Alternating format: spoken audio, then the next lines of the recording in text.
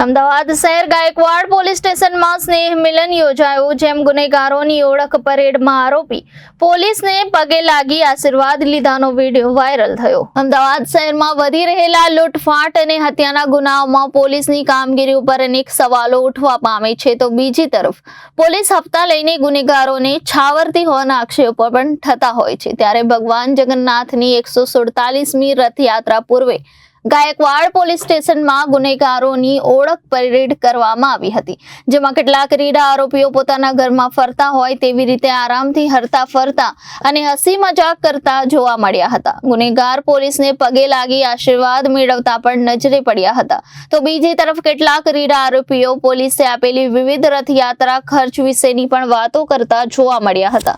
ત્યારે સામાન્ય નાગરિક પોલીસ સ્ટેશન જતા ધ્રુજતો હોય તે જ રીતે જ્યારે ગુનેગારો પોલીસ સ્ટેશન જતા ધ્રુજશે ત્યારે જ ગુનાખોરીનું પ્રમાણ ચોક્કસથી ઘટશે।